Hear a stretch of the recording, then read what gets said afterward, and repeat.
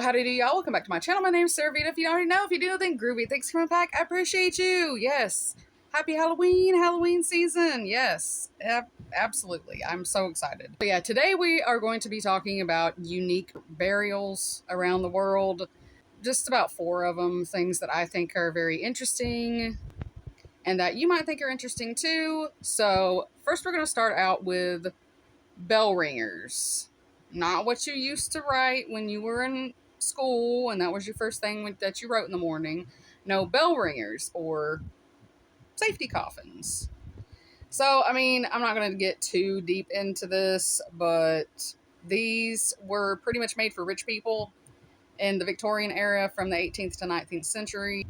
And this had to do with them putting the bell around your toe. And then if you were alive, the bell would ring above, your burial site, your grave. So, and this was done because of, a lot of sicknesses that were going around back then that doctors, there were cases of people still being alive when they were buried. So, hence, bell ringers. Which honestly, I'm pretty keen on this idea. Like, I would really, yes. Has anybody seen The Nun? I'm sure most of you have, but that's one of my favorite movies. And my favorite part,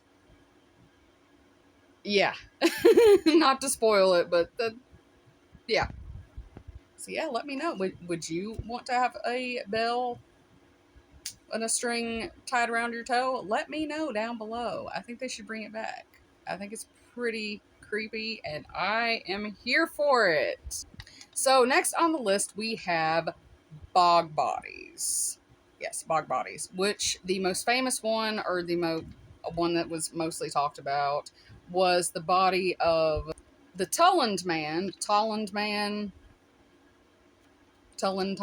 think it's Tulland man, who was found in Denmark in 1950. And this man had been, he had been hanged, and he was put in the bog. They even found, and this was as a ritual, by the way, and they even found that the remnants that were in his stomach of his last meal, which consisted of porridge, which was made from different seeds like barley and flax. So he was sacrificed, as like I said, as a ritual around 405 to 380 BC, somewhere around there. So, yeah, but he was found in 1950, so, y'all, we got to keep something from the 50s in our Halloween series, okay? We have to. We have to. But, yeah, what was really neat about this, and what I think is interesting, is that the bog actually preserved his body, almost like mummifying it. So it was kept naturally preserved by this peat bog because of the cold temperatures and the highly acidic water and the lack of oxygen in the water as well. So, yeah. And he's, like I said, he's one of the more famous cases or whatever, if I even need to quote unquote that. But, yeah, there are more bog bodies out there. So, yeah. I thought that was really interesting. Now, next, we're going to have to talk about Tibetan sky burials. Yes, Tibetan sky burials. Or called this word, because I probably can't pronounce it correctly. So, yeah, that one. But this is a burial practice that the Tibetan Buddhists practice after someone has passed away. What they do is they basically take them up to the highest altitude point that they can find, and they have a professional there to dismember the body, and then they offer it back to the earth in a natural way for the vultures to eat.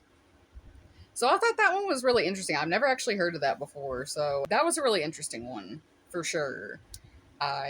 Because when I heard aerial burial,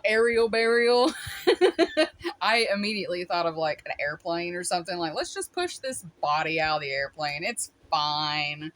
No, it's actually not. It is a ritual thing. And last but not least, I want to talk about, which this has been in quite a few like different, not unsolved mysteries, but just interesting things about, you know, death and, you know, how people do different rituals around the world. And this one's from Madagascar. And this is the one where the people, I could not think of it for the life of me, but it's the one where the people, you know, take the bodies back out of the tombs and then they parade around with them and stuff, which is called turning of the bones, or this word that I'm also gonna fuck up. So yeah, turning of the bones. But this is a Madagascar Malagasy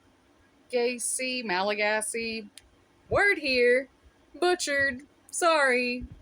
But it is that kind of funerary tradition that is kind of like a festival for their dead and their ancestors. And they have live music, they have dancing, they sit around and they talk about, you know, things going on in their family and ask for blessings from their ancestors while they do this. And they also change their dressings to fresh wrappings and such so that, you know, they're in fresh